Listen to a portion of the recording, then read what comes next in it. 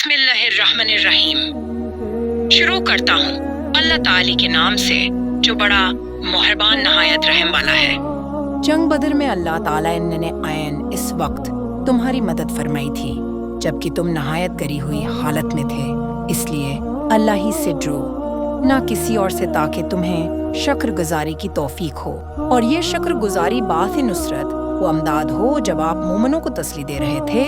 کیا آسمان سے 3000 فرشتے اتار کر اللہ تعالیٰ کا تمہاری مدد کرنا تمہیں کافی نہ ہوگا؟ کیوں نہیں، بلکہ اگر تم صبر و پرہیزگاری کرو اور یہ لوگ اسی دم تمہارے پاس آ جائیں تو تمہارا رب تمہاری امداد 5000 فرشتوں سے کرے گا جو نشاندار ہوں گے، اور یہ تو محض تمہارے دل کی خوشی اور اطمینان قلب کے لیے ہے، ورنہ مدد تو اللہ ہی کی طرف سے ہے جو غالب و حکمت والا ہے۔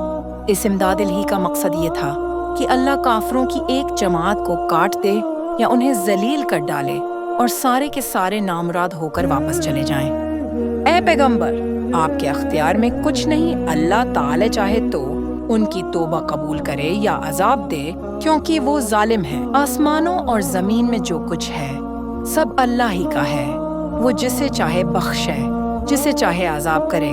اللہ تعالی بخشش کرنے والا مہربان ہے۔ اے ایمان والو، بڑھا چڑھا کر سود نہ کھاؤ اور اللہ تعالی سے ڈرو تاکہ تمہیں نجات ملے، اور اس آگ سے ڈرو جو کافروں کے لیے تیار کی گئی ہے۔